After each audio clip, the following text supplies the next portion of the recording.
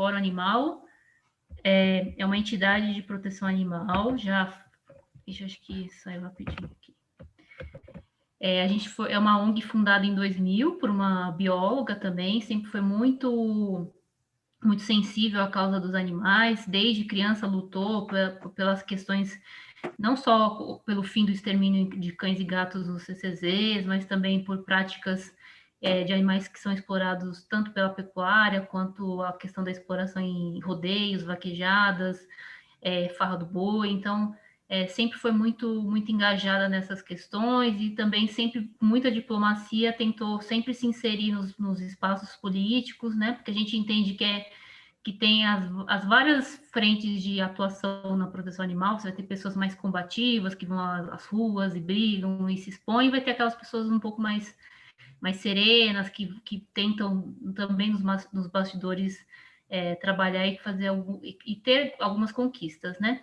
Então, a gente foi fundada em 2000, e temos várias ações, várias campanhas que buscam melhorar a vida dos animais que são vítimas de maus tratos, dos animais vítimas de tráfico.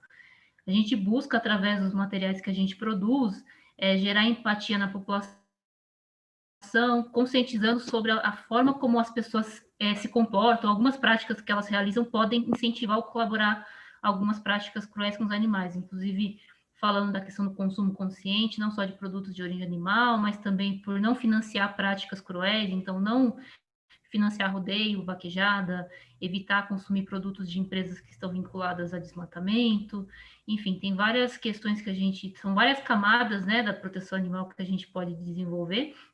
E também uma outra frente que aí é mais vinculada à questão da parte política, né, da produção das políticas públicas, buscamos sensibilizar e cobrar das autoridades públicas as ações que protegem os animais. Então, representantes nossos participam de audiência pública, a gente às vezes analisa projetos de lei também e encaminha as nossas avaliações técnicas, sempre buscando propor melhorias ou impedir que projetos de lei absurdos, como alguns que estão sendo propostos atualmente, passem e piorem a situação dos animais, né? Porque a gente acha que o que está ruim não pode piorar, né? Mas, infelizmente, o que a gente vê atualmente é que sempre pode piorar um pouco mais.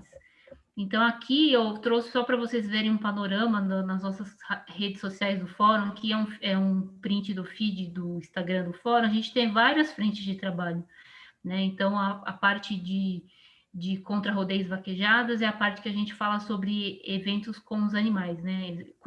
Entretenimento. Temos também campanhas contra a criação de galinhas em gaiolas de bateria, que são gaiolas uma em cima da outra, né? Que é geralmente o sistema industrial predominante, e as células de gestação das suínas.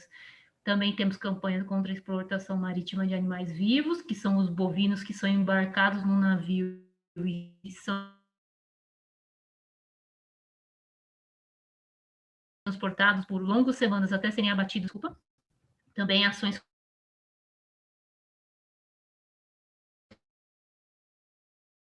contra a caça, de redução de consumo de carne, produtos de campanha Segunda Sem Carne, e também sobre o consumo consciente. E temos também uma frente de trabalho que atua em ações de desastres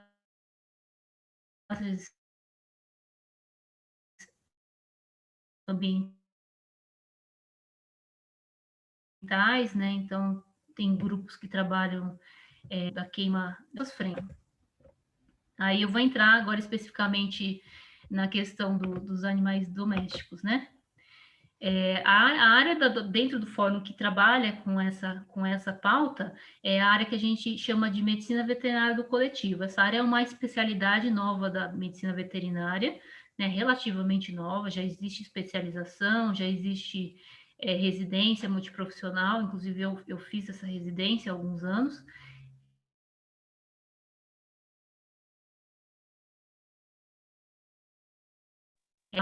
Aliando a questões de melhoria das condições de vida dos animais em vulnerabilidade, então animais que podem estar na comunidade ali como animais comunitários ou de famílias vulneráveis, ou animais que estão em uma situação de abrigamento, né, tanto temporário ou permanente, e a busca por auxiliar a justiça na medicina veterinária legal em situações que envolvem crimes de maus tratos. Então, é importante em casos de maus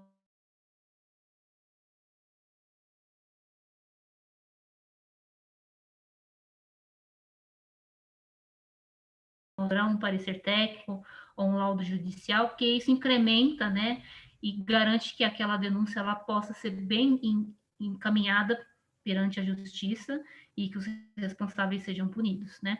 Então, tudo isso se desenvolveu justamente nesse contexto da necessidade de implantação de políticas públicas para o manejo ético dos animais, né? Porque aqui eu já estou num recorte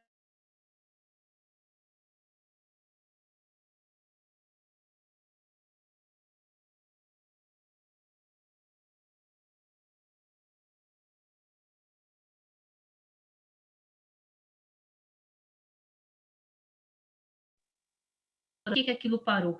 Porque a sociedade, a comunidade não aceitava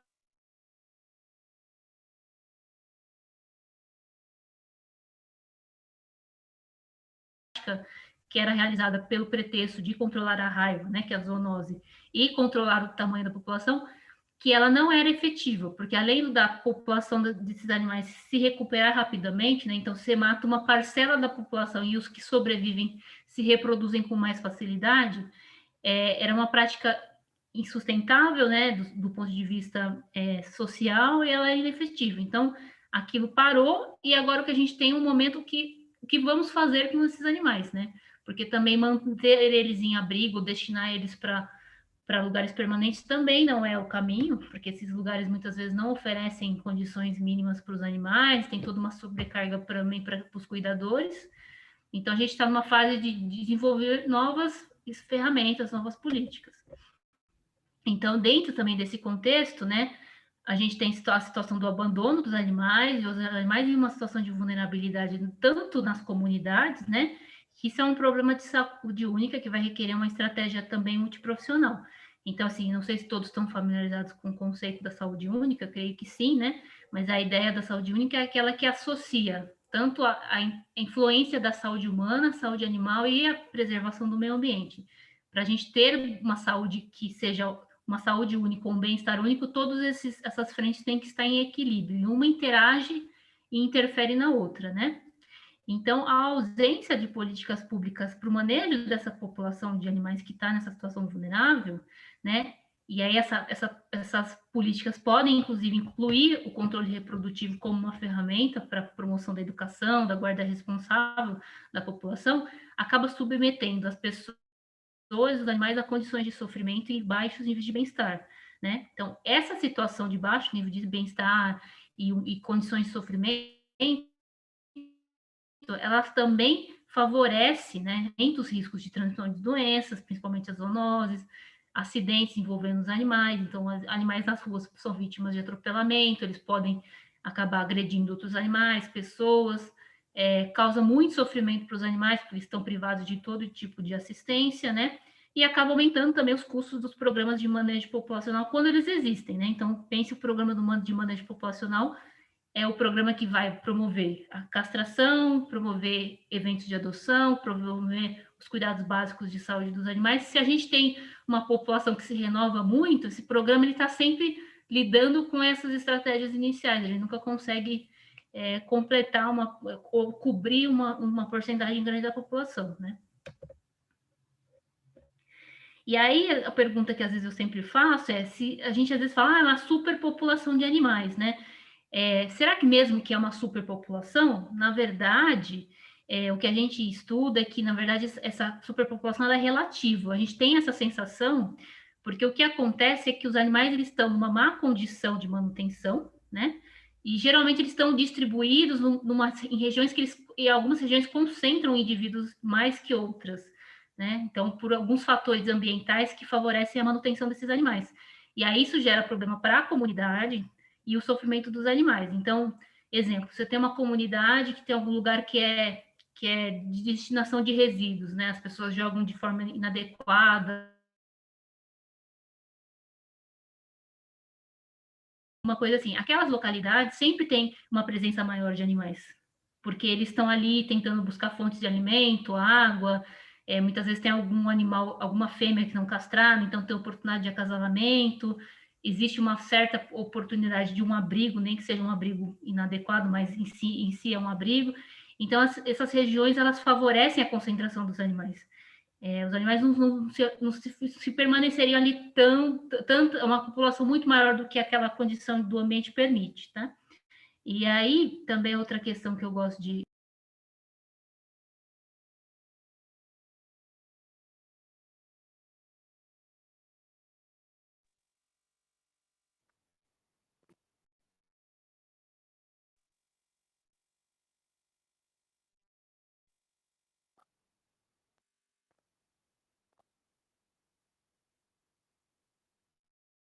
Acho que ela caiu.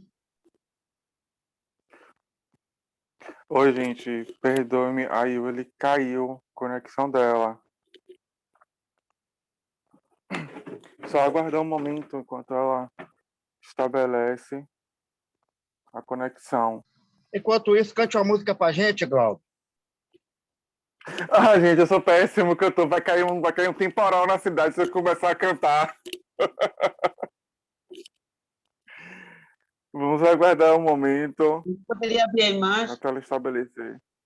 A gente poderia abrir a imagem e tirar umas fotos, né, Glauber? De quem está presente. Sim, até gostaria de até compartilhar uma tela com vocês de uma protetora que encaminhou hoje um relato. Eu até disponibilizei no grupo da comissão Perfeito, um relato dela. perfeito. Eu estou tendo dificuldade de disponibilizar aqui, mas eu disponibilizei no grupo do WhatsApp o relato da protetora Miriam. Um relato muito forte em relação à causa animal. Quer passar, Gala? Você consegue? Só para elas entenderem a situação? Tá dando erro quando porque o arquivo é 2 minutos e pouco, quando eu tento compartilhar, dá um erro no Então tá bom. compartilhamento. Mas eu disponibilizei no grupo do WhatsApp o vídeo com relato. Então convido vocês a entrar lá no grupo do WhatsApp. A Yuli entrou? Não. Bom, enquanto a Yuli tenta resolver o seu problema de conexão, eu faço o convite à Patrícia Tatemoto. Oi, boa noite.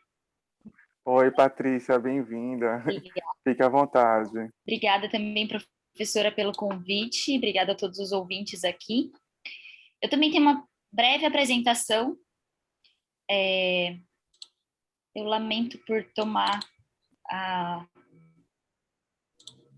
frente aqui da Yuli.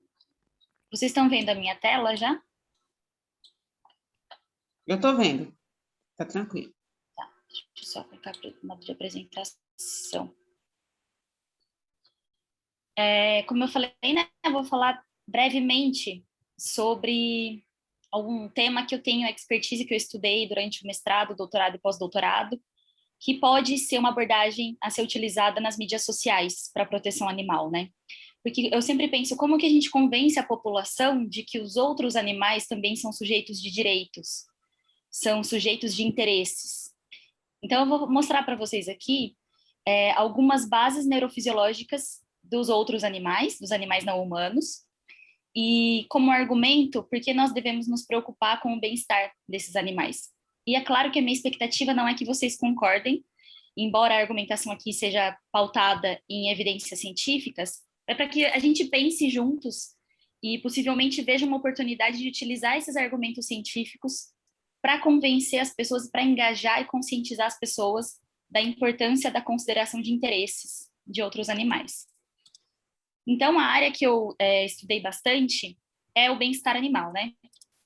Que, como vocês sabem, diz respeito à satisfatória qualidade de vida dos animais, saúde física e mental, e aí a saúde mental é muito difícil de ser mensurada, mas a gente já tem ferramentas hoje para medir a psique dos animais, se eles têm medo, se eles estão em estresse crônico, se eles têm estresse psicológico.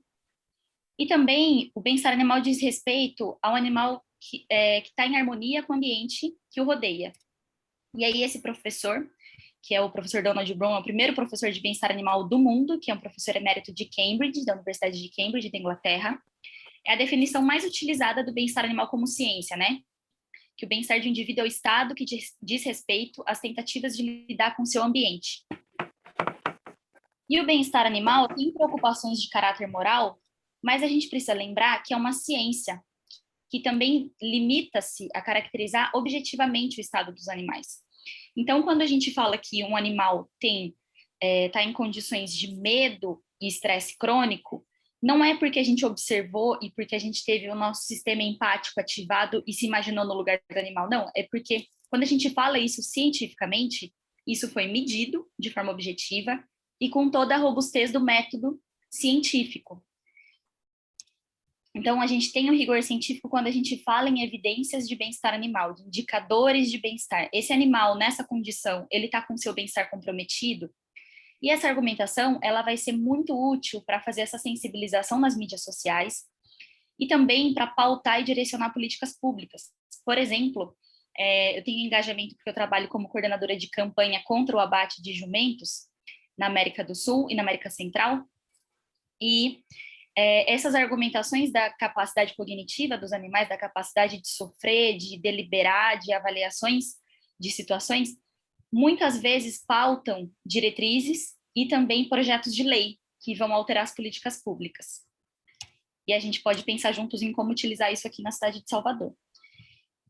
O bem-estar animal também sofreu várias alterações ao longo do tempo, né? Tem o pensamento cartesiano, que é pautado no dualismo de Descartes, que os animais eram considerados seres autômatos, sem similaridades com os humanos. Isso se deu muito devido ao dualismo cérebro-mente. Então, se a gente acreditava, né, que o cérebro era um componente que não era necessariamente associado ao componente mental, à psique, fazia sentido pensar nesse dualismo. Mas desde a época de Descartes, ele tinha pensadores influentes contemporâneos que acreditavam que não era o caso dos outros animais, né? E a diferença entre nossa espécie e outros animais é muito relacionada em termos de grau e não essa abordagem binária de ausência e presença. Então, desde de Descartes já tinha esse debate, hoje é consensual que essas diferenças são em termos de grau. Então, que a gente tenha uma complexidade cognitiva um pouco maior, em alguns casos, mas que os animais têm todos esses processos cognitivos complexos. E Darwin veio confirmar isso, porque ele demonstrou que essas experiências subjetivas que a gente chama de emoções, sentimentos, processos mentais, são adaptações. A gente sabe que sentir medo, por exemplo, é muito adaptativo, porque preserva a nossa sobrevivência. Então, essas abordagens evolutivas serviram para fomentar que os outros animais também têm, né? E o Darwin veio consolidar esse pensamento. A teoria da evolução de Darwin é uma teoria que já é confirmada em muitas esferas, é bastante consensual na área da biologia. E aí vem confirmar mais isso, né? Que essas experiências subjetivas da psique são adaptações, não é exclusividade da nossa espécie, os outros animais também têm capacidade de sentir. E com todo esse debate, mais recentemente, a gente teve uma discussão na Inglaterra também sobre, em 1965, sobre as condições que os animais são mantidos na produção. E aí surgiram desses debates, né, as 5 liberdades, que respaldam muito e vão ditar algumas regras do bem-estar animal, que os animais têm que estar livres de fome e sede, de desconforto, dor, injúrias, doenças. Eles precisam estar livres para expressar seu comportamento normal, livres de estresse. No entanto, a gente, como os cientistas do bem-estar animal, e eu faço parte desse grupo, nós pensamos que ainda está muito aquém, porque isso é o básico. Todo animal que está sob nossa responsabilidade precisa ter as 5 liberdades atendidas, isso é o básico. O que a gente tem fomentado é como é que a gente promove para os demais animais uma vida que vale a pena ser vivida, que é o que acontece para nós humanos. Então, a nossa complexidade cognitiva nos mostra que as 5 liberdades são só o básico para a existência de um indivíduo. A gente precisa ir além, precisamos entender quais são essas características, quais são os indicadores que vão nortear diretrizes para promover uma vida que vale a pena ser vivida, e não que tenha só o básico da dignidade do animal, que são as 5 liberdades. Então, essa é uma vertente de cientistas que pensa assim, e eu me incluo nesse grupo. E aí, para mostrar para vocês que essa capacidade de sofrer as habilidades cognitivas dos outros animais tem envolvimento de estruturas anatômicas, tanto quanto da nossa espécie. Então, a gente tem um encéfalo, né? Nosso cérebro tem essas estruturas anatômicas muito parecidas com outros animais. O cérebro de suíno, por exemplo, é quase, eu diria que quase idêntico ao nosso. Eles também têm moléculas químicas, por exemplo, serotonina. Os outros vertebrados e até vários invertebrados têm essas moléculas, que é a molécula do bem-estar, a molécula do prazer. Eles também têm dopamina, esses neurotransmissores que estão associados à nossa subjetividade também são encontrados em outros animais. E eles também têm essas conexões cerebrais. Então, todo esse arcabouço do cérebro que diz respeito à anatomia, fisiologia, química e essas conexões cerebrais fazem com que eles possam ter essas experiências subjetivas. E funciona exatamente igual para nós humanos. E aí, todas essas estruturas, muito bem orquestradas, promovem a possibilidade dos animais terem memória, emoções complexas, aprendizagem, capacidade de avaliação. Então, tem estudos mostrando todas essas características em todos os vertebrados, né? E até alguns invertebrados, eu vou mostrar para vocês. E todas essas sensações, emoções e processos cognitivos, eles geram adaptações. E essas adaptações nada mais são do que aumentar as chances de sobrevivência. Então, esse nosso pensamento antropocêntrico de que só a gente tem essa capacidade subjetiva é muito ultrapassado, né? Todos os outros animais, todos os outros, no mínimo, todos os outros vertebrados têm as mesmas capacidades que nós. E, portanto, a capacidade de sofrer. E aqui só um exemplo, quando a gente fala sobre como respaldar as políticas públicas, como fomentar políticas públicas que evitem sofrimento dos outros animais. Tem muitos estudos já consensuais mostrando que até peixes sentem dor. Então, quando a gente vê pesca esportiva, isso, do ponto de vista científico, do bem-estar animal, da neurofisiologia, isso é inaceitável. Porque os peixes têm nociceptores, que nada mais são do que estruturas que estão relacionadas à sensação de dor, de desconforto, de estímulos aversivos. Isso foi demonstrado em artigos científicos. Então, vocês estão vendo essa imagem da truta? Cada pontinho amarelo foi um nociceptor descrito. Esses nociceptores, de novo, estão relacionados a essas sensações dolorosas. Então, o que eu quero mostrar com isso não faz sentido as diretrizes que a gente tem hoje, porque a gente já sabe cientificamente que os animais não só sentem dor, todos os vertebrados sentem dor cientificamente demonstrado, mas também eles têm emoções complexas. Então, a forma que a gente os trata é uma forma inaceitável, antiética e ultrapassada. E todos os vertebrados possuem emoções. Também isso já foi demonstrado. Eles têm anatomia e função cerebral para isso, respostas comportamentais, neurotransmissores, como eu falei, a serotonina, a dopamina, que estão relacionados à sensação de novidade, sensação de bem-estar, sensação de prazer, que opera no nosso cérebro, gerando esses aspectos subjetivos, também estão presentes em todos os vertebrados, e até alguns invertebrados. E essas emoções, de novo, né, são selecionadas para evitar estímulos danosos e para fomentar a busca de recursos e recompensas, da mesma forma que acontece com o nosso cérebro.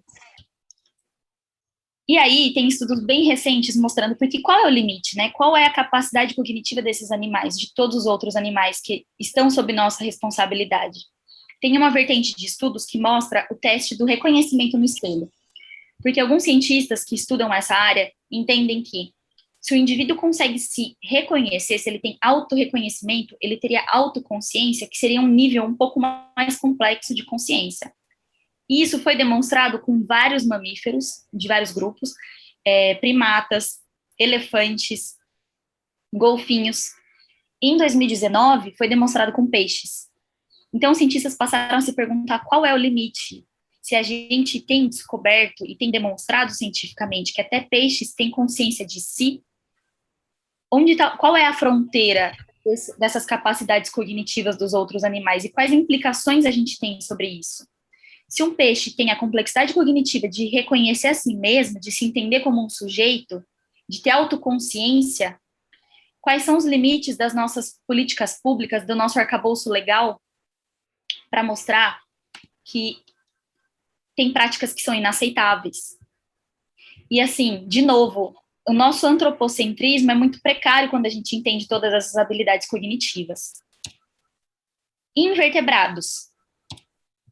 Tem muitos estudos fazendo testes em laboratório para entender, por exemplo, a medicação utilizada para sintomas de depressão, que faz a recaptação de serotonina na fenda sináptica. Nada mais é do que, entendendo assim, de uma forma mais fácil, a medicação para sintomas de depressão é testada na mosca das frutas, essa mosca aqui, porque ela tem um neurotransmissor parecido com a medicação que atua nesse neurotransmissor do cérebro, que é uma molécula química do cérebro. Então, se a gente testa tantos medicamentos em outros animais por eles serem tão parecidos com a gente, o nosso antropocentrismo fica muito precário, porque ou nós somos tão similares com os outros animais a ponto de testar a medicação neles para utilizar na gente, ou a gente é muito diferente e merece todos esses privilégios e tem o direito de tratá-los como a gente trata hoje. Os dois argumentos, eu sempre digo que são excludentes entre si. Ou nós somos tão diferentes e tão merecedores e tão melhores que a gente pode fazer o que bem entender com os outros animais, ou nós somos tão parecidos que testamos medicamentos neles para utilizar em nós, na nossa espécie. Então, esse aqui é só um estudo sobre o cérebro, as conexões de aprendizagem e memória do sistema nervoso central do cérebro dessa mosca que eu mostrei na foto anterior, que é a mosca aqui das frutas. A gente sempre vê em casa. Os cientistas desvendaram o conectoma, que são essas conexões cerebrais de memória e aprendizagem no cérebro desse inseto. Ou seja, esse inseto tão simples, no nosso ponto de vista, tem todas essas capacidades cognitivas. Qual que é o limite disso? Eu sei que no meu intercâmbio, eu passei um tempo na Suécia e os cientistas utilizavam muitas dessas moscas para utilizar a expressão de genes. E eles não se perguntavam muito sobre o número experimental, igual a gente faz com ratos. Eu sou membro de comissão de ética de uso de animais. Então, quando chega um projeto, qualquer projeto de qualquer instituição de pesquisa no Brasil que vai utilizar animais, precisa passar por essa comissão. E aí a gente lê e avalia se o número está adequado, se está impondo sofrimento. Com invertebrados, a gente não tem essa preocupação, os cientistas de forma geral. E aí a gente tem mostrado, os cientistas têm mostrado que até insetos têm capacidade de ter processos cognitivos, né? E aí quando a gente fala de outros invertebrados, como lagosta, como caranguejo, esses animais que usualmente se cozinha, né, colocam em água fervente, eles ainda vivos, isso a gente já tem evidências científicas de que eles sentem dor. E eles têm nociceptores, eles sentem estímulos aversivos parecidos com a forma como a gente sente. Então, com essas demonstrações científicas, fica inaceitável a forma como nós tratamos os outros animais, incluindo esses invertebrados. Colocar lagosta, ou caranguejo, ou siri, numa água quente fervendo, é inaceitável do ponto de vista científico, com base no conhecimento que a gente tem hoje. Tá? E até as drosófilas, essa mosquinha, tem a capacidade de ter aprendizagem e memória. Isso que a ciência mostra. E eu já participei de discussões científicas de cientistas falando assim, como é que eles têm memória se eles não têm hipocampo? O hipocampo é a região dos mamíferos, do cérebro, relacionada à memória. E o que a gente entende evolutivamente é que a ausência de uma estrutura não significa que aquele indivíduo não pode ter aquela característica. Por exemplo, não é porque um animal não tem hipocampo, que é essa estrutura do cérebro relacionada à memória em humanos e outros mamíferos, que esse indivíduo não pode ter uma outra estrutura que foi selecionada por um outro caminho evolutivo que desempenha a mesma função, porque a memória é muito adaptativa. Se lembrar de um estímulo aversivo e passar a evitá-lo é muito adaptativo, otimiza a sobrevivência. Então, pode ser que algumas dessas características cognitivas tenham surgido em momentos distintos na trajetória evolutiva dos seres vivos e com características muito diferentes do que a gente conhece em humanos, né? Por exemplo, eu gosto de dar o exemplo da asa. A asa surgiu em mamíferos, em aves, em insetos, por caminhos embrionários diferentes, por caminhos evolutivos diferentes, mas por ter características tão adaptativas, ela surgiu mais de uma vez. Então, por que não processos cognitivos e a capacidade de sofrer, sentir e ter emoções também não possam ter surgido com trajetórias evolutivas diferentes e desempenhem a mesma função? Então, não é porque o inseto não tem um hipocampo que ele não tem memória. É isso que eu quero dizer com essa parte. E aí, tem um tempo atrás, os cientistas falavam, tá, então, uma vertente, né, consensual que concordava, os animais, a gente conseguiu demonstrar que os animais têm emoções, eles têm dor, é adaptativo, eles aprendem, memorizam, eles avaliam situações. O que nos distingue de outros animais, então? E aí passaram a discutir que era a possibilidade de ter cultura. Nós chamamos de cultura, mas não significa que outros animais não tenham. E tem alguns cientistas que acreditam que a cultura foi sendo selecionada evolutivamente também, então que ela acontece em outros animais. E aí, o que é cultura, então, né? Para a gente entender se os outros animais têm, vamos definir primeiro. São basicamente comportamentos socialmente transmitidos. E em 52, o primeiro cientista demonstrou presença de cultura em animais não humanos. E essa imagem é desse trabalho, que é uma espécie de primata, esse macaco, que eles lavavam batata doce. Então, uma fêmea começou lavando a batata antes de consumir, e, de repente, muitos macacos, cada ano aumentava o número de macacos que lavavam as batatas antes de consumir. Então, esse cientista conseguiu demonstrar em 1952 que macacos têm cultura. Isso foi sendo demonstrado em outras espécies. Hoje, tem cientistas que demonstram que até peixes têm cultura, que é nada mais do que essa capacidade de transmitir socialmente comportamentos aprendidos. Então, não é que o indivíduo precisa nascer com aqueles genes e isso demoraria muito mais nos processos evolutivos. Não, ele aprende fazendo imitação e aprendendo com outros indivíduos do grupo. Então, a cultura não é um fator que nos distingue de outros animais. E aí, alguns cientistas foram além. Esse cientista que estudou moralidade em animais não humanos, ele se chama Frans de Waal, ele é holandês e tem vídeos no YouTube bem interessantes sobre a linha de pesquisa dele. E aí outros cientistas das áreas de humanas falaram, bom, a gente tem a moralidade, os outros animais não têm. A gente chama de moralidade, a gente cria leis, cria regras sociais, mas não significa que os animais também não tenham da forma deles. E aí, definindo, né, o que é moralidade?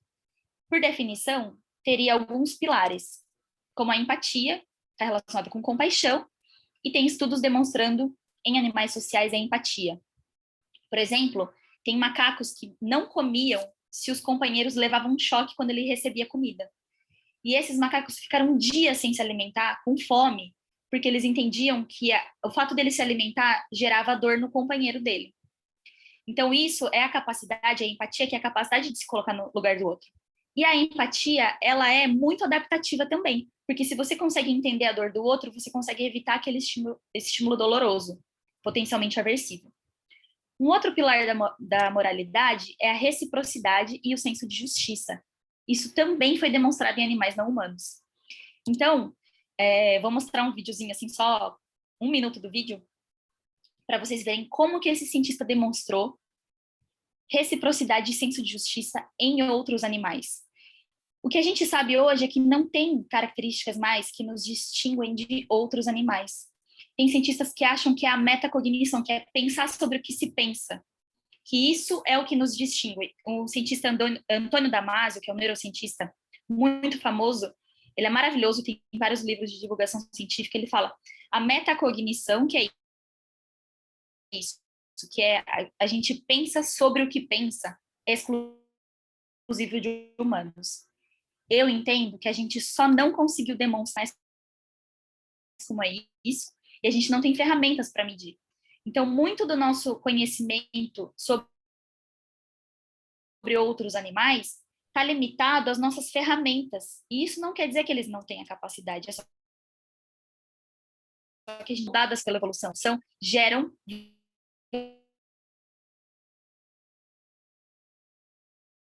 vantagens, já foi demonstrado cientificamente, é consensual na ciência. Os animais possuem capacidade de sentir emoções e têm algum nível de consciência.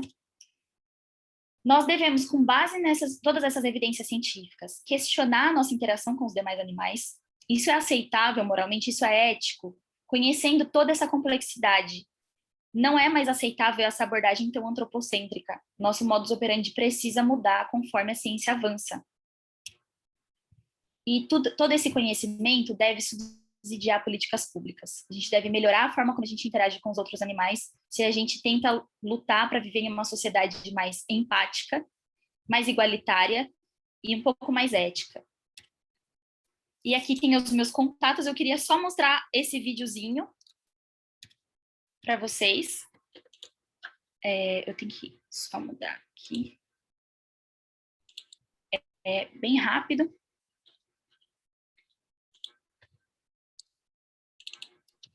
Estão conseguindo ver minha tela? Sim? Então, esse estudo, basicamente, mostrou o seguinte. Como que um cientista fazia para mostrar reciprocidade, senso de justiça em animais não humanos. Então, eles tinham 2 macacos e eles faziam um teste. O macaco tinha que pegar a pedra, dar a volta e entregar na mão do pesquisador, dessa pesquisadora que está paramentada. Então, a tarefa era essa. Ela colocava a pedrinha, o macaco pegava a pedra e colocava na mão do pesquisador. A recompensa era pepino para os 2. E entre pepino e uva, eles preferem, esses macacos do experimento, eles preferiam, eles achavam muito mais palatável, muito mais gostoso, ganhar uva como recompensa. Num determinado momento, eles desempenham a mesma tarefa, mas um macaco continua ganhando pepino e o outro macaco ganha uva. E aí vocês vão ver a expressão do macaco que continua ganhando pepino. The other one getting grape and you will see what happens. So she gives a rock to us, that's the task. Então aí, ele bateu a pedra na parede para ver se era pedra mesmo, porque ele falou, será que... E ganhou pepino. Vejam o comportamento dele. Ele jogou o pepino na pesquisadora e tem comportamentos de irritabilidade. O que acontece é que ele entende que aquela recompensa é injusta.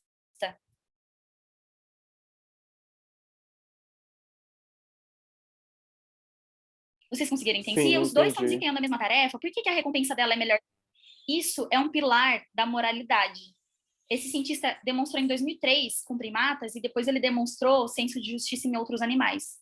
Então, essa última fronteira que nos diferenciava de outros animais, que nos colocava nesse topo de seres especiais, também foi rompida com esses estudos, de que outros animais também têm senso de moralidade, demonstrado com esses estudos de senso de justiça. Eu acho que ainda está passando aqui. Deixa eu só parar o vídeo. Então, era isso. Agora eu estou super à disposição para a gente conversar, né? Depois acho que da fala da Yuli. A Yuli poupou. Estou super à disposição, a gente tem os meus contatos, mas eu posso colocar aqui no chat. Para contribuir também no que eu puder, agradeço muito a atenção de todos e mais uma vez agradeço o convite. Maravilhoso, Patrícia. Parabéns. A gente que agradece, Patrícia, por toda a contribuição, uma aula enriquecedora a todos, em termos de comunicação, né? Existe sim comunicação, os animais se comunicam, eles sentem, são seres sensíveis, então isso é muito importante. Vamos só retornar anteriormente a fala da Yuli, que é muito importante também.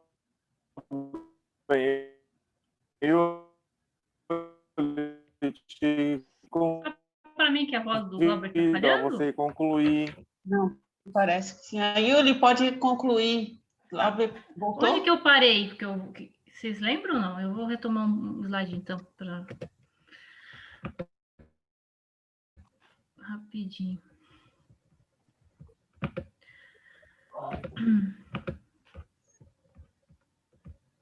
Aí, você estava falando sobre a medicina veterinária do coletivo, a partir daí, você estava passando. Tá, eu tinha falado já dos animais nas ruas? Ainda não. Deixa eu ver. Calma aí. Você tinha mostrado umas imagens de animais na rua. Tá. Eu tinha passado. Acho que foi nesse momento que você caiu. Esse mapinha que subiu?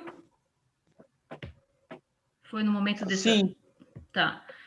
Então, eu estava falando para vocês a questão da população de animais, né? Porque a gente, às vezes, sempre utiliza do mesmo argumento, né? Falar que todo mundo que está na rua é abandonado, que todo mundo que está na rua é comunitário.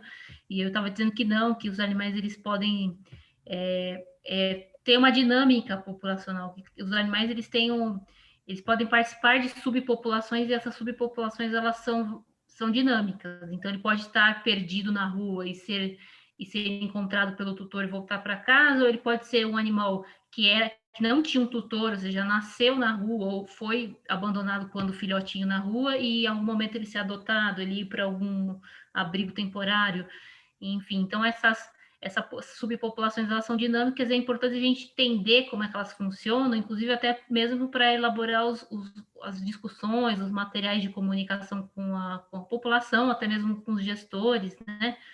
Por que às vezes a gente fala, é importante castrar animais de rua? Ou eu não gosto muito desse termo animais de rua, né? Como se fosse uma condição, né? Os animais estão na rua, né? Por um fator. Então, assim, muitas vezes a gente tem que privilegiar ou predominantemente focando, né? Então, a fêmea semidomiciliada, que é aquela fêmea que o tutor deixa sair na rua e que acaba cruzando e volta e tem os filhotes, porque essa fêmea tem uma condição sanitária até um pouco melhor do animal que está na rua ou nasceu na rua. Então, ela acaba agindo como fonte dos animais que estão ali na rua, aquelas populações.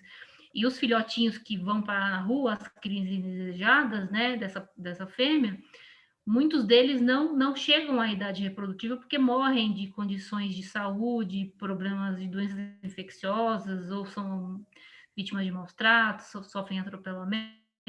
Então, é importante a gente entender essas populações para direcionar os recursos, né? Porque a gente não tem recursos tão vastos. E por que algumas situações favorecem a promoção dos animais nas ruas, né? Muitos lugares têm fonte de alimento, tem questões também socioculturais que a gente tem que levar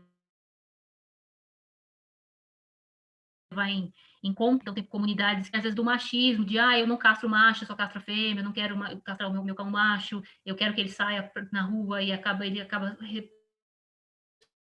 se reproduzindo com alguma fêmea que eventualmente não estava castrada. Essas liberdades que são concedidas aos animais de saírem à rua sem o tutor, sem estar sob tutela. Então, essas informações, elas são importantes também serem desenvolvidas, né, em todo o material, tanto para a comunidade, assim, numa rede social, ou num site, num blog, como, inclusive, para os gestores, né, para poder otimizar os recursos, que não são muitos, né. Então, o resultado de tudo isso, que a gente já falou e durante a semana foi muito, muito bem elaborado pelos outros participantes, toda essa ausência de políticas públicas, ela resulta também da falta de guarda responsável, da falta das pessoas realmente se assumirem um compromisso que ela tem com os animais, né? Isso a gente está falando na esfera dos animais domésticos, que a gente entende que as pessoas já estão mais sensibilizadas, né? Assim, a fala da Patrícia foi excelente, e para mostrar como a gente tem que avançar ainda muito mais, né? Porque a gente está aqui discutindo, às vezes, políticas públicas para os animais que as pessoas já reconhecem como seres sencientes, seres que merecem receberem cuidados mínimos, né? Então, imagina quando eu que lido com animais que são explorados pela vaquejada, pelo rodeio, né? São situações ainda muito mais complexas. E aí, esses animais que estão nas ruas, eles têm a necessidade, né, de serem resgatados, recuperados, eles têm que ter sua saúde física e comportamental reabilitados, eles precisam ser ressocializados com os animais, com pessoas, para pensar em uma reintrodução, né, ou uma introdução numa nova família. Então, a gente sabe que animais, muitas vezes oriundos de uma situação de acumulação, são animais extremamente traumatizados, são animais que têm uma possibilidade de adoção às vezes mais difícil, porque são animais muito medrosos, animais que têm muitos traumas, eles não são para qualquer tipo de adotante, é um adotante que tem que ter um pouco mais de paciência, de lidar com essas questões, né? E tudo isso vai resultar na saúde das pessoas, dos animais, na questão do meio ambiente também, que se contamina, que os animais que morrem ficam ali sendo fonte de contaminação ambiental, eles podem também predar animais silvestres, os animais que estão nas ruas. E o que também é muita coisa que causa muito problema é a questão do sobrecarga dos cuidadores, né? As pessoas que são os protetores, os ativistas que ficam muito sensibilizados pela condição dos animais e acabam agindo até muitas vezes fora da capacidade de cuidar, né? E a população toda sempre vê nessas pessoas um um alvo para buscar, para pedir ajuda, né? E muitas vezes as pessoas entendem, acreditam, né? Eu acho muitas vezes que elas querem acreditar que existe, né, um ideal de abrigo, como se ele fosse um lugar bonito, lindo e adequado para todos os animais, ou como se isso fosse um serviço, né? Eu posso ligar para alguém vir buscar e encaminhar um animal para um abrigo. Você vê muitas vezes até pessoas públicas falando isso. Ah, não quer animal, liga para uma ONG, né? Como se fosse possível uma pessoa que já cuida de muitos animais acolher mais um, sendo que aquela pessoa muitas vezes não pode fazer nada por aquele, né? Quem pode fazer agir para um animal que está em uma situação vulnerável? Aquela pessoa que viu, né? Mas muitas vezes as pessoas terceirizam. Então, as políticas públicas de manejo populacional é esse conjunto de estratégias que eu estou comentando, que visa prevenir a falta do controle, a questão do abandono, promover essa guarda responsável, que nada mais é do que a pessoa assumir o compromisso de cuidar do seu animal, né? E isso tudo impacta não só a própria saúde dela, daquela família, como da comunidade onde ela está. E aí, para tudo isso acontecer, e aí nas discussões, na comunicação com a população e com gestores públicos, a gente tem que discutir, inclusive, essa questão da necessidade de um diagnóstico situacional para poder avaliar a situação que a gente está vivendo, o momento de agora, quais são os problemas atuais, o número que a gente vai precisar olhar, né, assim, a população, qual o tamanho dessa população, como ela se divide, onde ela está localizada, para poder definir as metas de como vai ser agir, onde a gente vai priorizar recursos, enfim, e para poder também fazer tanto o monitoramento constante desse programa, que pode ser implantado, e os ajustes que muitas vezes são necessários, né?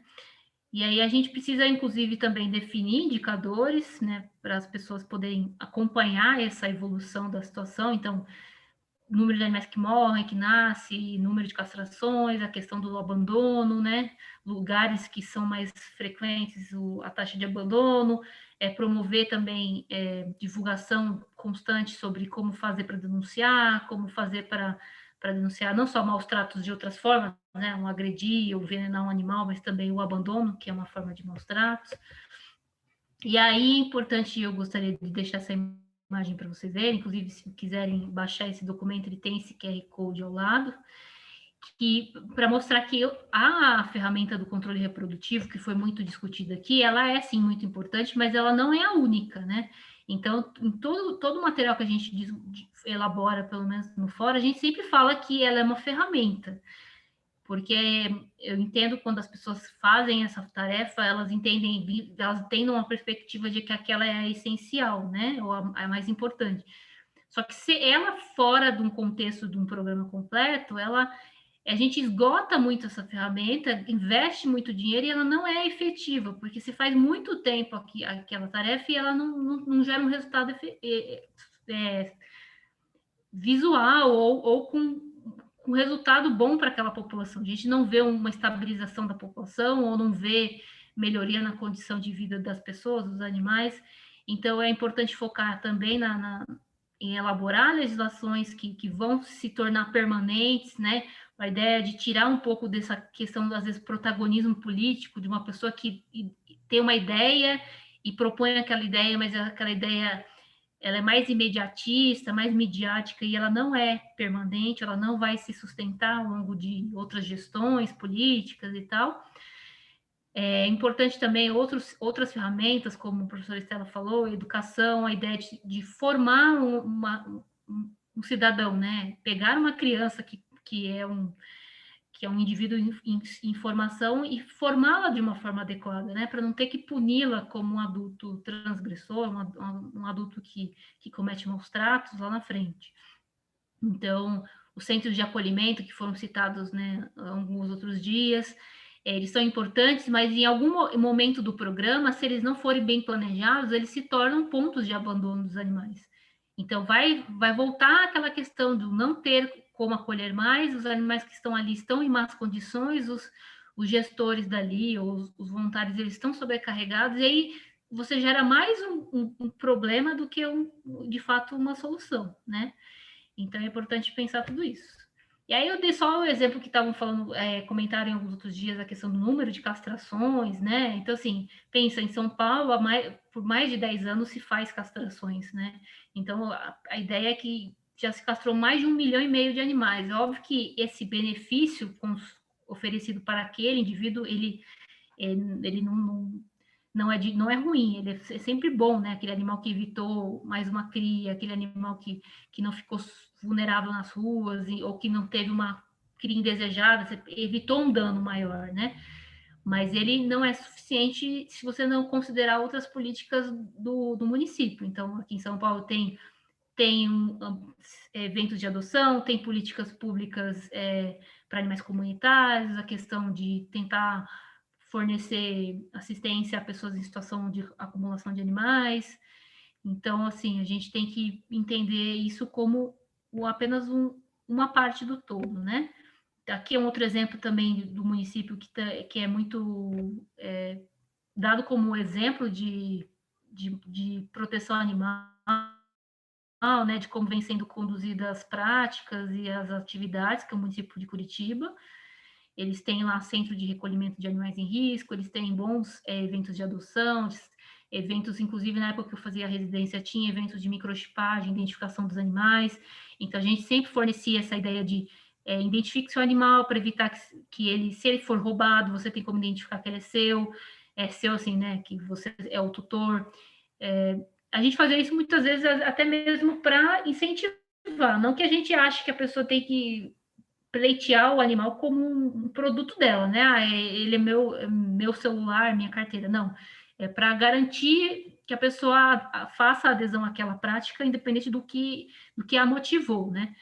E aí, inclusive, também de facilitar que se o animal for perdido, algum veterinário, algum protetor possa passar uma leitora, identificar aquele animal e buscar o cadastro e tentar fazer o reencontro das pessoas com seus animais, enfim.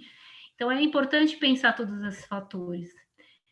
Aí, por fim, né, eu pus em diferentes coisas para a gente dizer o que estratégias voltadas à população dos cães e gatos, que foi o assunto prioritário que foi me passado, que já existem sim leis específicas, então em algumas localidades você já pode identificar avanços maiores ou não em situações, por exemplo, de animais comunitários, protocolos para atenção de pessoas que estão em situação de acumulação, e aí esses protocolos eles são multiprofissionais, vai ter a equipe da saúde animal que vai lá assistir os animais, que vai remover para castrar, vai fazer vacinação antirrábica, vai muitas vezes, se é possível, não fazer protocolos contra outros parasitas,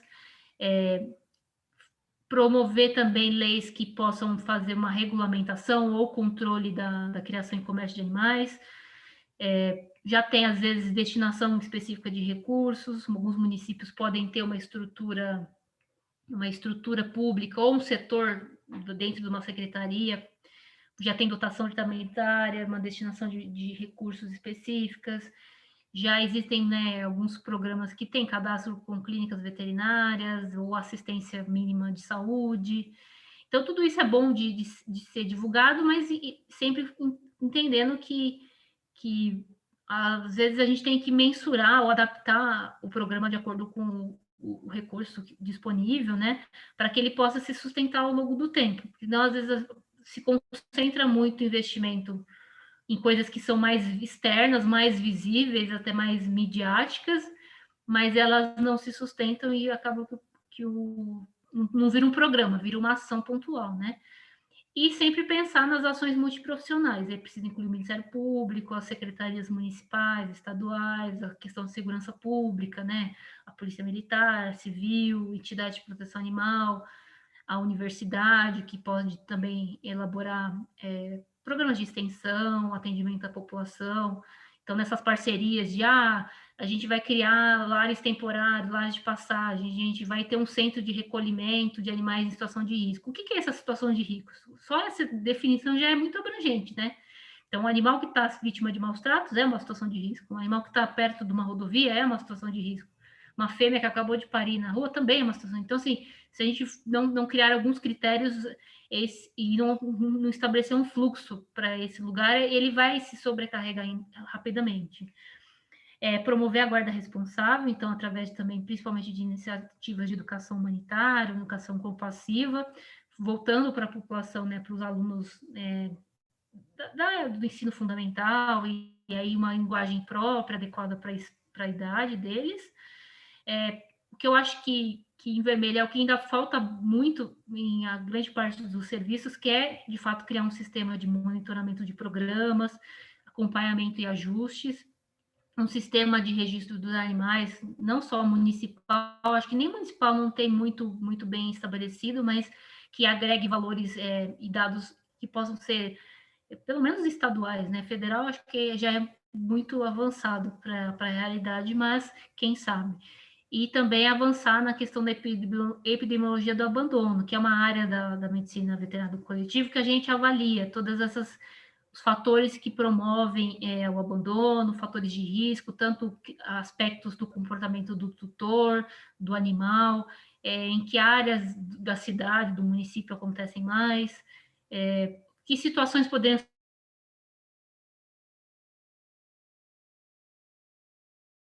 ser evitadas, então, num abrigo que lá é aberto, eles podem entregar, porque a fêmea estava com um tumor de mama. Então, eles sempre acolhem aquela pessoa e perguntam, se a gente fizer a cirurgia do tumor de mama da sua cachorra, você fica com ela? E a pessoa geralmente fica. Então, você reduz os custos, né, de manter aquele animal, talvez até por anos, dentro de um abrigo, fornecendo o que a pessoa precisava, né? Então, assim, é importante a gente avaliar essas questões, é importante também avançar na questão do controle e criação de comércio de animais, porque animais de raça, eles são mais selecionados, então muitas vezes eles têm maiores problemas de saúde, inclusive, e eles não estão isentos de serem abandonados, então a gente acha, mas a pessoa comprou, ela não vai abandonar. Já vem aumentando o abandono de animais de raça, principalmente quando eles vão ficando mais velhos, ou quando vão surgindo os problemas inerentes da raça, e considerando a condição pandêmica que a gente vive, que as pessoas estão com recursos mais restritos, é um problema maior que a gente vai ter que enfrentar. E também a capacitação adequada dos agentes públicos para fazer a fiscalização e acompanhamento das denúncias de maus tratos, né? E aí um ponto importante da gente sempre divulgar para as pessoas é a associação, é a questão da teoria do elo, né? Que é a relação da violência contra os animais e a violência interpessoal, né? Principalmente a violência doméstica entre pessoas mais vulneráveis, então contra a mulher, contra as crianças, contra os idosos. Então, a pessoa que fiscaliza uma questão de maus tratos aos animais, ela tem que ter esse olhar de que muitas vezes o animal é o sentinela, né? É a primeira vítima que você vai ter contato, mas que não pode não ser a única, né? Então, é importante a gente avançar nessas discussões para que a gente possa criar, né, de fato, as políticas públicas que a gente almeja. Aí, para terminar, eu deixo para vocês um e-mail do fórum, que a gente criou recentemente um projeto chamado Parceiras, que a ideia é aproximar os contatos com o fórum e outras entidades de proteção animal, que queiram, né, se aproximar da gente, trocar conhecimento, nos ajudar também em algumas ações pontuais, aquela ideia de fazer uma rede mesmo de proteção animal, porque muitas vezes a gente não tem pernas para acompanhar uma ação ou uma demanda muito regional, e essa pessoa às vezes precisa de um apoio para que aquilo seja divulgado em um volume maior. Então, eu deixo o e-mail aqui se vocês quiserem conhecer, tiverem interesse, e fico à disposição, se vocês tiverem alguma dúvida. Aqui fica o meu e-mail também, institucional, a rede social do fórum, e novamente obrigado pelo tempo de vocês. A gente agradece, Arioli, toda a sua dedicação.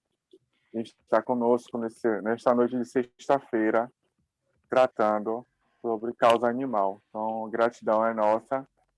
Professora Estela pediu direito de fala. Professora Estela. Boa noite, não sei se vocês estão me vendo, deixa eu ver aqui. Estou com duas no norte. Bom, gente, o que falar do que a gente acabou de ouvir, né? É muito conhecimento. E essa semana foi maravilhosa, porque foi uma construção. E trazer isso para todos e poder ser multiplicador é melhor ainda, porque essa é a nossa intenção.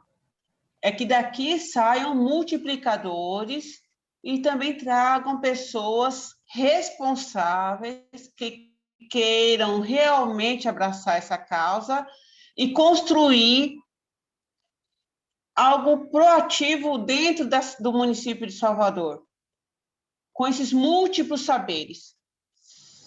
O que a gente percebeu? A gente tem alcance de vários modelos, de situações científicas, pesquisas que são comprovadas, municípios que já estão atuando mais complexamente naquele círculo da proteção da causa animal. Então, são várias experiências.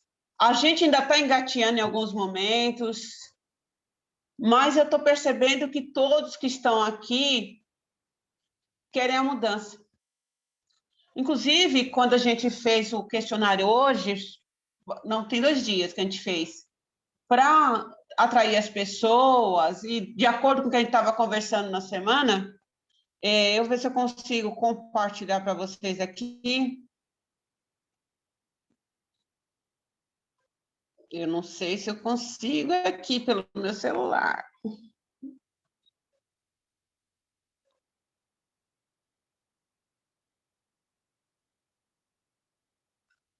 Acho que eu não consigo, não. Não tô com dificuldade, eu estava tentando, mas eu vou ver por aqui. Também não estou conseguindo compartilhar, estou com problema técnico, gente, mas depois eu mando para vocês, mas eu vou ler o que eu consegui e depois eu mando o material.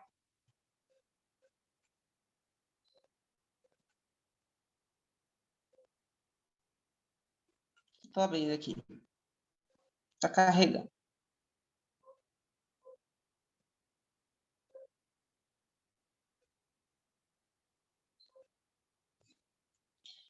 Então, a gente está percebendo que qualquer tipo de pesquisa ou de cadastro em que envolvam protetores, órgãos públicos, as pessoas, elas querem participar. Elas não têm um canal específico para alcançar isso. Então, eu acredito que esse fórum vai construir isso. Eu mandei hoje umas perguntas, mas sobre a discussão que a gente estava sobre lar temporário, animal comunitário, centro de acolhimento animal, para saber a percepção e também como se fosse um termômetro para saber até que grau as pessoas tinham tido esse entendimento, né? Então, a gente obteve, nesse curto período, 12 respostas, em que 72% é público feminino. Eu só não estou conseguindo mandar as imagens da pesquisa, mas depois eu coloco no grupo e disponibilizo. 63% são acima de 45 anos, 27% em torno de 36 a 45 anos, e os demais deu 9,1%. Então, a gente viu uma maturidade de quem está envolvida com a causa. A maioria são pesquisadores, voluntários, agentes públicos, administrador, e aí vai, pesquisadores, né? Perguntei se tinha alguns vínculos com alguns projetos, teve resposta, alguns têm, outros, a maioria não tem. Peguei os contatos. E depois a gente fez uma avaliação de 1 a 5, até que ponto a pessoa concordava e até que ponto a pessoa não concordava com as afirmações, né? Então, a primeira afirmação era: alguns lares temporários, dependendo da região em que se encontram, são fáceis de fiscalizar. Isso aqui é medindo Salvador e a situação daqui. Ela é em loco. Então, a gente percebeu que 36,4% achou que não. É difícil ter essa fiscalização, uma porque a gente não tem nem cadastro disso, não tem nem dados disso, a gente nem sabe através dos próprios, um fala uma coisa, um fala, mas não tem um controle, ninguém tem isso agregado num cadastro só. E 27,3% acredita que sim. 27,3% ficou meio termo, e 1% está se aproximando, achando que não. Sabendo que os lares temporários operam com diversos valores mensais diários, você afirmaria que todos os lares temporários não praticam atos abusivos? Isso é uma constatação de quem necessita dos lares temporários. Não é uma característica única, são alguns, mas que dá esse receio. Então, 54,5% acredita que existe um pouco, sim, de abuso financeiro e outros detalhes. 27,3% ficou em meio termo, e 9,1% acredita que não tem nenhum problema abusivo. Esta reclamação a próxima pergunta. Esta reclamação de uma tutora que deixou em um lar temporário, com referência. É um caso isolado ou a maioria pode correr risco? Olha a frase que ela nos deu. Deixei minha cachorrinha no ALT, sendo medicada, e a doença voltou. Tive que reiniciar todo o tratamento, estou desesperada, preciso tirar de lá. São várias situações que ocorrem, não só essa da medicação, porque às vezes quem está pegando lá temporário não tem uma habilidade tanto em medicação, não tem orientação, então eu acredito que está faltando trazer quem pratica lares temporários para essa educação da saúde sanitária do animal que cuida e outros detalhes. Então, 45,5% falou que sim. 27,3% não sabia responder e 18,2% ficou próximo de que sim, tem problemas. Tem práticas, no caso de riscos, né? Com os cuidados animais. Sabendo que os lares temporários operam informalmente, você estaria seguro em afirmar todos os lares temporários são bons para os animais? Isso é uma afirmativa. Você afirmaria que são todos bons? 81,8% acredita que não. E não teve nenhuma percentual para quem acredita que sim. Então, corre-se o risco de não ser tão bom, né? Pontue as vantagens e desvantagens dos lares temporários numa região urbana em que cada bairro possui realidades diferenciadas. Então, as pessoas falaram sobre amor aos animais, as desvantagens é que nunca tem um preço adequado, falta de qualidade no local onde está o animal, não tem fiscalização, entre outras. Segunda, animais comunitários conseguem proteção efetiva e eficaz contra maus tratos. Aí citamos o incêndio que ocorreu na colônia dos gatos em Piatã, violências, acidentes e até envenenamento, dentre outras atrocidades. Então, 72,7% não crê nessa eficácia. E 9,1% acredita que sim. Outro detalhe sobre a segurança, né? Tem a seguinte afirmativa. Nunca briguei ou pus minha vida em risco com moradores locais por conta de cuidar ou manter animais comunitários. 45,5% falou que corre, sim, problemas de segurança. 27,3% acredita que não. E 1% ficou entre essas duas extremidades. Outra afirmativa. Sabendo que os locais em que se tem um animal comunitário operam informalmente, você estaria seguro em afirmar todos os locais em que se tem animais comunitários são bons para os animais? 45,5% acha que não. 9,1% acredita que sim. 27,3% não soube responder, ficou entre um e o outro.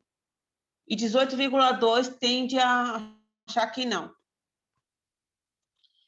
Segunda, outra afirmativa.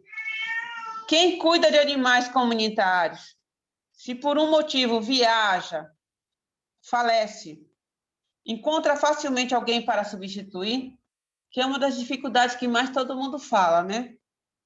Então, 54,5% acredita que não. 18,2% ficou entre um e outro, e 1% acredita que sim. Possui vantagens e desvantagens do animal comunitário numa região urbana em que cada bairro possui uma realidade diferenciada. As vantagens: animais comunitários ficam soltos na rua, sem uma guarda responsável, com risco de acidentes, de provocar acidentes. O animal não passa fome e sede. Há muitos moradores que não gostam, mas não maltrata. E vantagem de alegrar o ambiente, desvantagem de assustar pedestres e motoristas. Então, vocês podem ver que as pessoas têm uma sensibilidade com o animal comunitário. Depois a gente perguntou sobre o Centro de Acolhimento e Bem-Estar Animal Multidisciplinar. Afirmativa. O Centro de Acolhimento e Bem-Estar Animal Multidisciplinar é mais fácil de fiscalizar? 81,8% acredita que sim. 18,2% ficou sem poder responder, não teve resposta ao critério de que não é fácil de fiscalizar. O Centro de Acolhimento e Bem-Estar Animal Multidisciplinar corre risco maior que as ruas e lixões de ser um depósito de animais? 54,5% acredita que não. 27,3% não souberam responder e teve 0% dizendo que sim. Com base em evidências local, isso é quem vivenciou, né? Desse modelo de centro de acolhimento e bem-estar animal multidisciplinar, você afirmaria que o centro de acolhimento e bem-estar animal é bom para os animais? 63,6% falou que sim.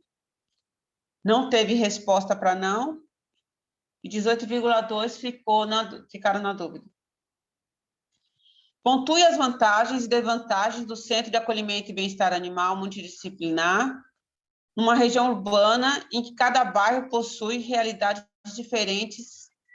diferenciadas. Não tive acesso à proposta.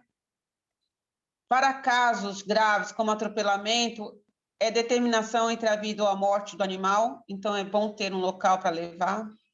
Centro é um espaço de passagem do animal, isso todo mundo tem que entender, que ali não é o abrigo, é um centro de triagem, é o centro para entender quem são os tutores, fazer toda essa análise. Naquela imagem que a Yuli passou, mostra toda a sistemática, todo o ciclo que tem que ser colocado, implantado numa cidade. Se tudo aquilo funcionar, a gente vai ter um controle dos problemas que a gente está tendo, né, com os animais, né? Bom seria ter os donos, né, para ser feliz, fazer a pessoa feliz. Não entendi muito isso, mas foi a resposta. Como vantagem, está sendo assistido, não vejo desvantagem. Vantagem para o SUS e economia possível, desvantagem para cidadãos voluntários. O animal precisa de um lar e alguém para amar. Vantagem: cuidado especializado. Desvantagem: população com visão de depósito sem compreender o que de fato se realiza no local. Aí eu acredito que a educação é toda uma parte de comunicação que precisa ser feita para que as pessoas entendam qual é o processo. também perguntamos quantas modalidades apresentadas, a gente fez os comparativos com lar temporário, animal comunitário, centro de atendimento e bem-estar animal. Quais desses 3 sugestões que sempre são dadas, que a fiscalização dos órgãos públicos, como zoonose, Conselho Regional de Medicina Veterinária, Polícia Militar, Ministério Público, a sociedade civil, entre todos, conseguem fiscalizar. Então, 75% falou que o Centro de Acolhimento e Bem-Estar Animal é muito mais fácil de fiscalizar. 8,3% o lar temporário e 16,7% o animal comunitário. Outra coisa, para comparar os 3, aplicabilidade da Lei de Proteção Animal. O Código de Direito e Bem-Estar Animal a ser criado em alguns estados e municípios, estabelecendo normas para a proteção, defesa e preservação dos animais. 66,7% acha que é muito mais fácil aplicar a lei no centro de acolhimento animal, 16,7% no lar temporário e 16,7% no animal comunitário. Animais errantes, sob o jugo da lei de sanção que está promulgada, sancionada, e no modelo 11.140/18 do Estado da Paraíba, bem como a nova PLC que foi aprovada ontem, né, estão mais protegidos em quais situações? Lar temporário e lar temporário e animal comunitário conseguiram 9,1%. O Centro de Acolhimento e Bem-Estar Animal, 90,9%. Significa que ali a aplicabilidade das leis de protetivas estão mais fáceis de se resolver, de se tornarem práticas, né? Quais dessas modalidades é possível implantar um modelo de recebimento de animais mortos? Existe um modelo disso em Florianópolis que visa o descarte correto desses resíduos. Digamos, o animal morreu, muita gente enterra. Digamos, um exemplo, no Parque São Bartolomeu, onde a gente atuou, tem mananciais. E muitas vezes ali se torna cemitério de animais e de outras coisas. Então, ali contamina o lençol freático, com vários tipos de doenças que não são nem medidas. E contaminando os lençóis freáticos, com certeza a nossa água também vai estar com algum teor de alguma doença. Então, para isso, Florianópolis criou um modelo que visa receber esses animais mortos. Então, todos esses lugares a gente consegue ter um modelo assim. Então, 72,7%, lógico, né? Um centro de acolhimento e bem-estar animal multidisciplinar. O lar temporário, até acharam que 9,1%, quem cuida do animal no seu lar temporário tem condições de descartar o animal no local correto. E também quem cuida do animal comunitário, 18,2%, também acredita nisso. E com base em dados empíricos, possíveis de quantificar, qualificar, para a melhoria contínua e aplicabilidade de um PDCA. PDCA é fazer, corrigir, checar e atuar no que tem os problemas. Isso é em qualidade total. Qual você acredita que possa fornecer esses dados corretamente? A gente está muito em busca de dados aqui em Salvador. Então, eu acredito que, através de um centro de acolhimento e bem-estar animal, a gente consiga coletar dados mais quantitativos e qualitativos. Então, 90,9% acredita que sim, o centro de acolhimento e bem-estar animal, e 9,1% animal comunitário. Lar temporário não teve medição. Aí, através desses questionamentos, a gente queria uma finalidade, que as pessoas entendessem cada situação, uma como complemento das ações de proteção animal, e o outro como algo que você pode criar leis e trabalhar naquilo. O lar temporário é uma ação conjunta de cuidados animais, sendo mais complementar paliativo que embasado em lei. 76,7% acredita que sim. O animal comunitário é uma ação conjunta de cuidados animais, sendo mais complementar paliativo que embasado em lei. Então, 58,3% acredita que sim, que ele é também uma ação conjunta. Aí, 100% acredita que o acolhimento e bem-estar animal multidisciplinar é uma ação concreta, possível de fiscalização, controle de zoonoses, melhoria contínua e aplicação da lei de proteção animal. Ou seja, a gente foi construindo o pensamento do que é uma ação concreta e uma ação paliativa, porém complementar. Então, se pegarmos a última explicação, que é aquele quadro que a Yuli passou, com círculos se conjugando, a gente vê que todos os atores precisam estar integrados. Mesmo que você pratique um lar temporário, que você cuide de um animal comunitário, mas você precisa de um local de triagem. Lógico que tem que ser coordenado, que tenha a proteção dos órgãos públicos, como zoonose, Ministério Público, Poder de Polícia. E só isso que a gente vai conseguir caminhar para uma melhoria nas condições dos animais aqui de Salvador. Isso foi pesquisa, né? Então, a gente teve 91,7% de inscritos para trabalhar nessa gestão de trabalho, né? Uma equipe, né?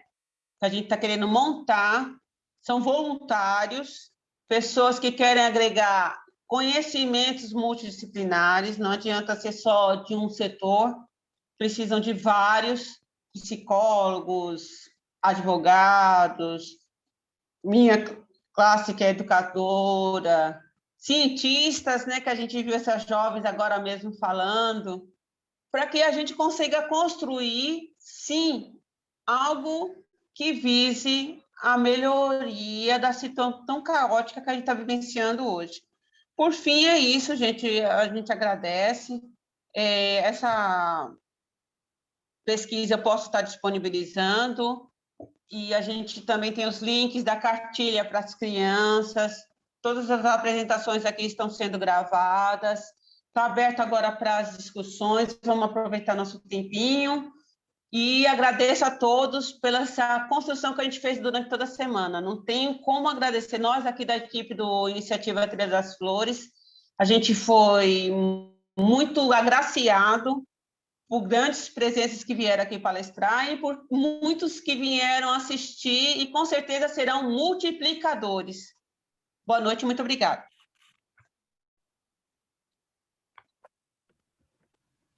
Professora Estela, agradecemos sua colaboração em todo esse momento de construção.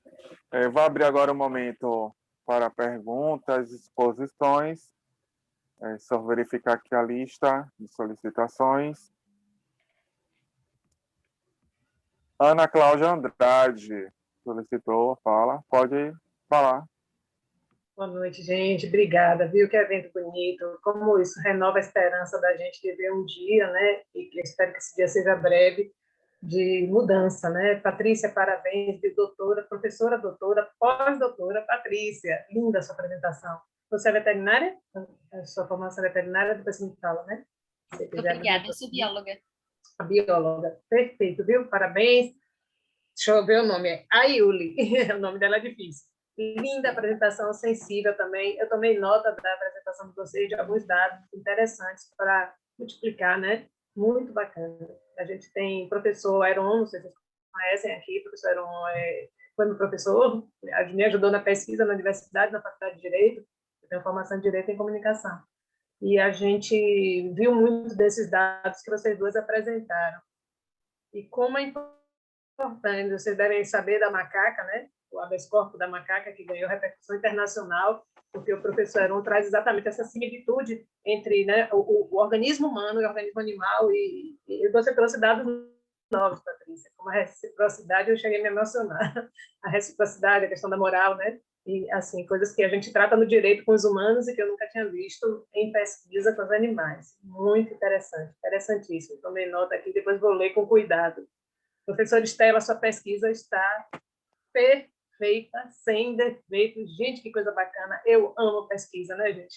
Eu sou filha de uma professora doutora da UFBA, aqui da Universidade Federal da Bahia. Meu irmão é arquiteto, é professor também da universidade. Só eu que não gosto de ser professora, gosto de fazer palestra, professora não. Enfim, mas muito bacana, professora Estela, Lauber, meus parabéns. E, professora Estela, na pesquisa, essa pesquisa que foi feita, que você vai disponibilizar, a minha pergunta é essa: o público-alvo conteve protetores, não protetores, foi mesclado, e quais os locais de aplicação na cidade de Salvador, bairros? Isso tudo já tem respondido na pesquisa, que eu posso verificar, só para eu ter noção de como as respostas funcionaram diante dessa amostragem, né? Como é que foi selecionada essa amostragem para essa pesquisa? Minha dúvida é só essa. No mais, é agradecer a vocês, aos amigos que estão aqui, Ruth, José Cardoso, Júnior Advogado, que eu convidei, né, que esteve aí com a gente, enfim, todos, doutora Ilka, maravilhosa, está aqui, Gislane, colega, advogada e amiga, todos vocês, se eu vou citar aqui, eu vou deixar de citar algumas pessoas, a Alexandra, a grande doutora Alexandra também está aqui, Caribé, enfim, todos vocês, tá? Ingrid, Cris, Trócoli, todo mundo. Um beijo para vocês, que bom estar com vocês, viu? Muito agradecida mesmo, coração.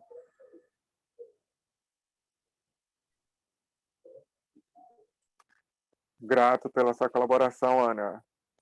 Tenho certeza que esse momento é um momento de construção. Professora Estela, você pode responder a pergunta de Ana?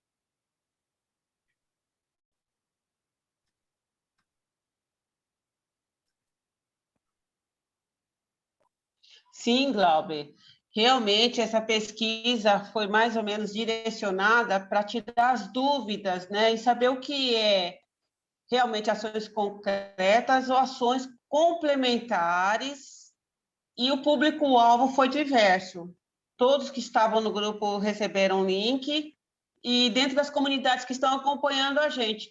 Como não era uma pesquisa obrigatória, e também alguns precisavam entender o que era algumas palavras e alguns termos, eu recebi um grau assim de dificuldade, que isso é muito bom, porque a gente já tem aonde agir, onde estão as problemáticas de algumas palavras, o que é isso, então a gente já tem esse diagnóstico também.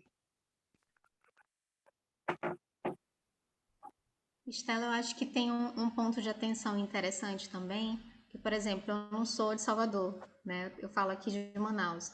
Então, de repente, a gente tem informações que são muito voltadas para a realidade de cada região, né? Existem similaridades em algumas leis, certamente, mas com toda certeza a gente também sabe que a efetividade, né, com a qual ela acontece em cada região também é extremamente diversa. Então, acho que isso também amplia a discussão e o cenário para o que a gente tem hoje com relação à causa animal a nível nacional mesmo, né? Porque a gente sabe que cidades como a minha, por exemplo, tem leis excelentes, municipais maravilhosas, mas o quanto que efetivamente elas se concretizam? Não chega a 1%, né? Então, também trazer isso à baila para uma discussão mais ampla é altamente necessário, né? Porque isso fala também de um nível de conscientização e o nosso nível de alcance, de amadurecimento do entendimento dessas políticas públicas das próprias pessoas que se encontram no poder, né? Desde uma Câmara Municipal até o Legislativo. Então, nós temos aqui uma longa discussão ainda pela frente, né? Se a gente for regionalizar. Então, que bom. Que bom que estamos todos aqui. Ingrid, você é da área jurídica? Não, sou psicóloga. Ah, tá. A gente tem faço parte de uma ONG há 10 anos, né? Ah, Na área de sei. proteção. Então, achei interessante ouvir aqui as respostas da estatística que são referentes ao questionário, porque também ficou muito evidente, né? O que, por exemplo, na minha região é uma fragilidade muito grande e o que é uma potência em outros lugares. Então, essas informações para mim são altamente pertinentes e relevantes, inclusive para continuar insistindo e continuar brigando por políticas públicas aqui. Porque eu te perguntando porque eu tenho 2 grandes amigos aí, que é promotor Jorge Pestana e o advogado Luiz Pestana, que faleceu agora de Covid, pessoa super combativa, era presidente da OAB, uma pessoa jovem, morreu agora de Covid, faleceu infelizmente, e promotor Jorge Pestana, você puxa a orelha dele, se ele não estiver fazendo as coisas direito, diga que foi a Ana Andrade que deu o recado. Tem muito tempo que eu não falo com ele, tem uns 10 anos que eu não falo, você puxa a orelha dele se ele não pegar o povo que maltrata animal em Manaus, viu? Um abraço. Imagina.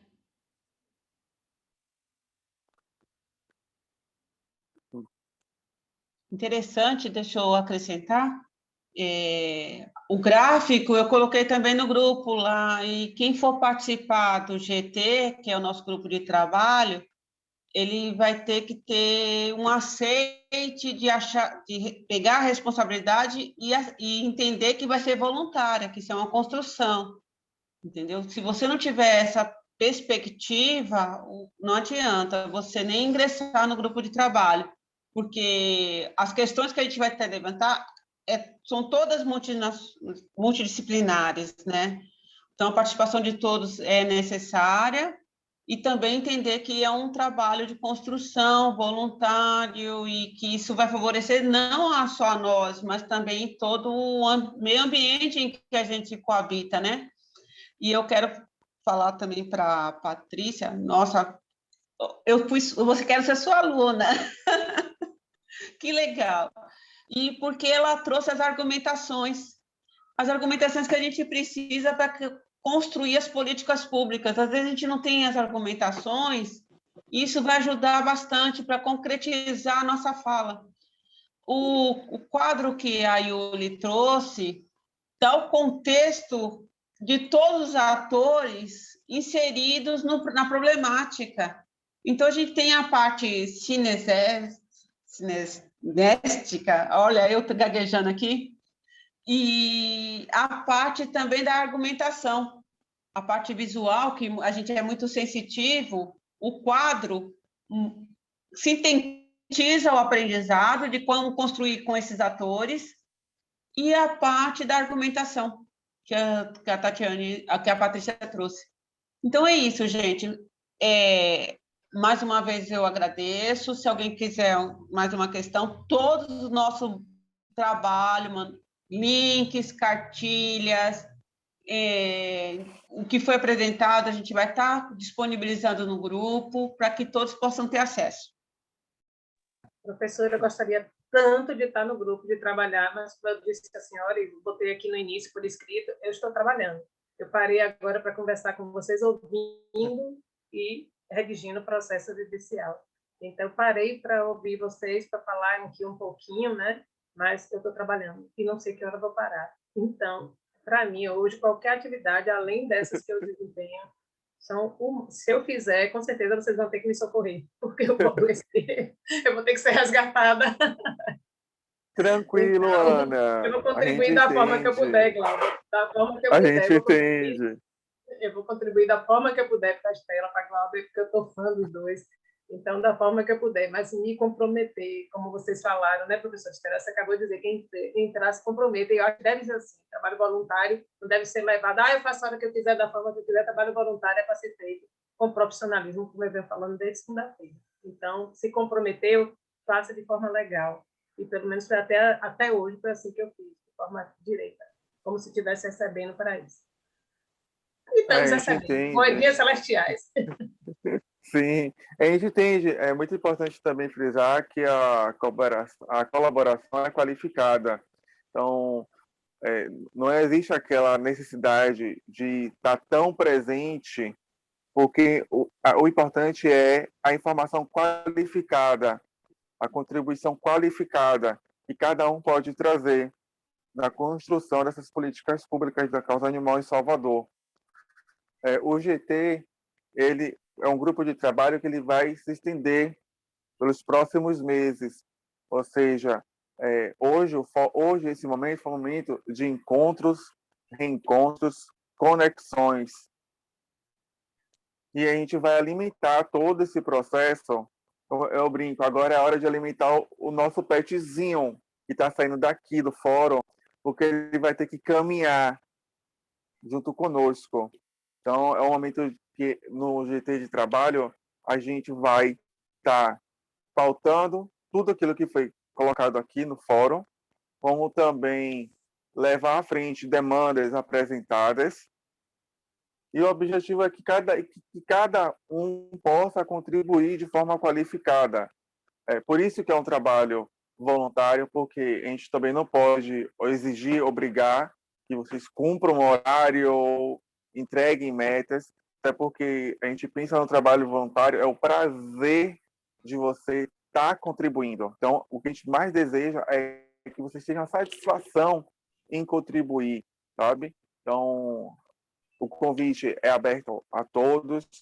A gente pede também que vocês disponibilizem essa informação para que outras pessoas que possam também trazer contribuições que sejam relevantes tenham assim em consideração. Até porque no final esse documento vai constar o nome de todos que tiveram em algum momento no processo de construção conosco.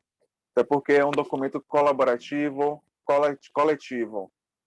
Então, a iniciativa Trilha da Flor está puxando essa agenda, mas a agenda é formada por todos vocês, tá bom?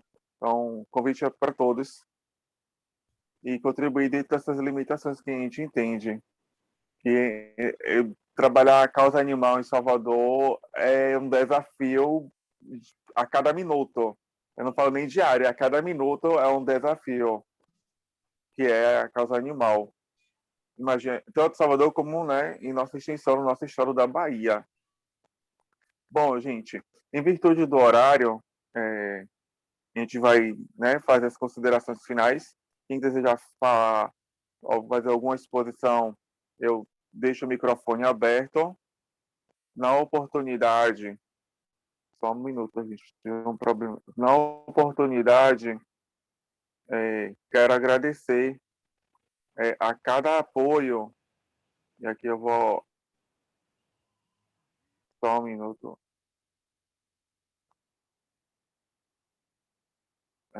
Gente, eu tive um probleminha aqui na minha. Ah, ok, resolvi. Então, gente, como falando, né, quero agradecer a cada apoio que acreditou em nossas ações, acreditou no potencial do nosso diálogo, a exemplo da EGD Desenvolvimento e Educação, o Conselho Regional de Medicina Veterinária, a Câmara Municipal, o Jornal Animal, o Portal Pet News, o BBG Associação Cultural, o Conselho Bruno Ganem, a Universidade Parque das Dunas,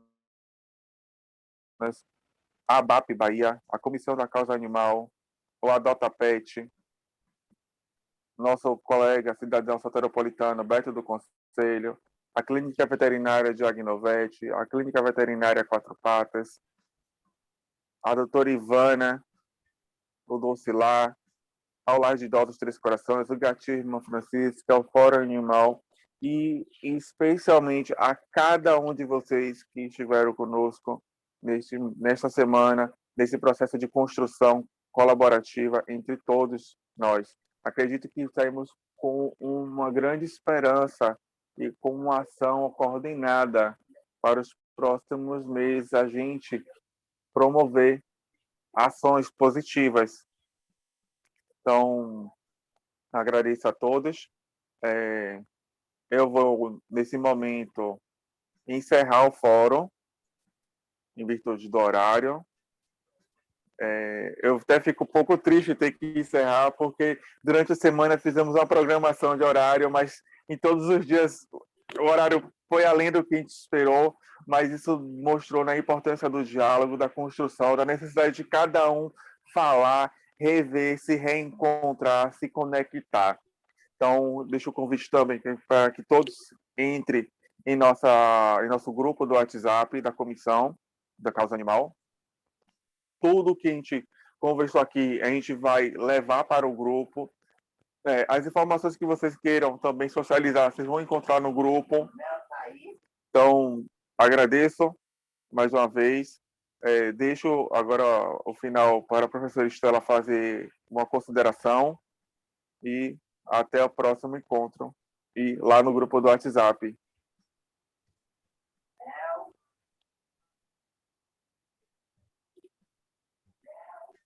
Professora Estela? Ajustando o microfone. Bom, gente, só agradecimento.